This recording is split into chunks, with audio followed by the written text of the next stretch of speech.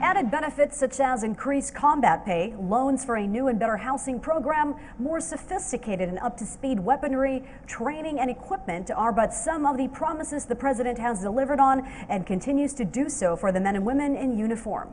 PTV's Rocky Ignacio with more on the auspicious occasion celebrated today by the Philippine Army with its guest of honor in attendance. President Rodrigo Duterte guaranteed the Armed Forces of the Philippines a modern equipment and facilities. The president said this at the 120th founding anniversary of the Philippine Army held in Fort Andres Bonifacio in Taguig. Our Army's acts of courage and bravery give assurance to our people to live in peace and stability. As we continue to face both perennial and fresh security challenges, this administration guarantees that our soldiers are well provided with the necessary training, equipment, and benefits before they go to war.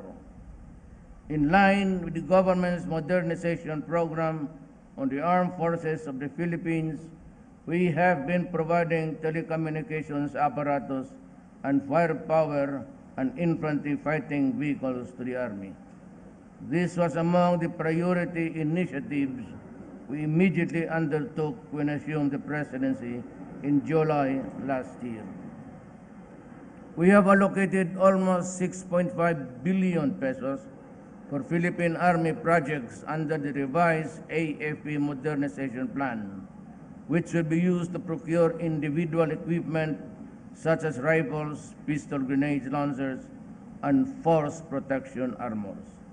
Aside from terrorism, the president directed the uniformed men to ensure victory against illegal drugs. As vanguard of peace and security, President Duterte assured additional benefits for soldiers such as an increase in their combat pay from 500 pesos to 3,000 pesos. He also directed the GSIS to study a housing loan for soldiers. Last September, I signed an executive order increasing combat pay to all members of the armed forces from 500 pesos to 3,000 pesos per month. Under combat incentive pay from 150 pesos to 300 pesos per day. This modest increase will definitely help the families while our soldiers are in the battlefield. The Department of Budget and Management is also working on the proposed compensation adjustment to increase the base pay and hazard pay of our military personnel. I have directed the GSIS to study the possibility of having a housing loan program that will complement the soldiers' ability to pay. I believe that the soldiers will be more confident to perform their mandate knowing that their loved ones are secure and well sheltered.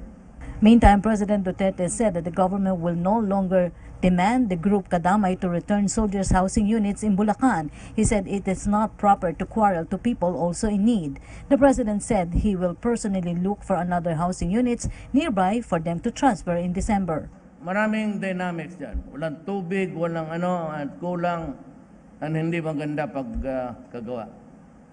Those were not during my times, but I have asked the National Housing Authority to look for a suitable land at papalitan ko na lang yan on equal numbers. Huwag na lang natin guluhin yung mga tao dyan kasi lumalaban And their only sin is just really mahirap rin sila kagaya natin.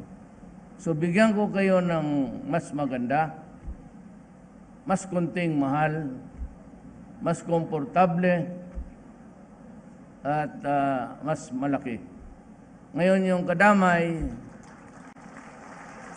ibigay ko na lang yan sa inyo, paalisin ko na lang, huwag niyong paalisin yung mga sundalo, pati pulis na nandyan na. But eventually, they will be removed and transferred to inyo na mas maganda pa sa inyong inagaw. Para hindi na kayo magagaw. Ayaw ko kasing pilitin ang issue because it would somehow result in bugbugan, mapaluan, and to think that our sin is just talagang mahirap lang tayo. So, I still have the money. Tinanong ko ang NHA, sabi niya, sir, marami pa tayong pera. Yan ang pinakamalaging binuhos ko, agriculture, education, pabahay. Sabi ko, pwede natin ibigay furnace na. O sir, sabi nila, utos mo. Kama lang. Okay na yung kama, furnace na kama. Yun naman kailangan mo. Well, anyway, I said, I'm asking you, kung maaari lang, do not be offended. Take it with an open mind. Ako na mismo, inyong presidente, nakikiusap sa inyo, let us not wage a fight against our own people. Total, mahirap lang yan sila, intindihan na lang ninyo, and I will build another housing project for you soonest, and I will intend to complete it by December. The president also appealed to the members of Kadamay not to make trouble with soldiers that will stay in the area while waiting for the new housing program. In the fullness of God's time, maybe by December, pipilitin ko talagang matapos. At doon na lang kayo, huwag na lang kayo makipag-away. Wala rin kwenta eh. Tapos ang pulis, kayo may baril. And you know, something could go awfully wrong. Hayaan na lang natin, basta nakita ng mga Pilipino, that is the behavior of some. But I said, to me, their only sin is just they are also poor like us. But just the same, I am making you the commitment, and I guarantee that you will have yours. Mas maganda. Walang mga problema because I will personally go there to supervise your housing project.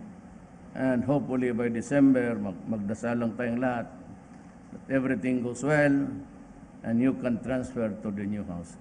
Forget about that. Yung mga kadamay nandiyan, huwag ninyong galawin ang mga sundalo pati pulis. Kasi pag hindi tuluyan, paalisin ko kayong lahat. Do not create trouble, avoid chaos, and we will try to solve what ails this country. For PTV News, Rocky Ignacio.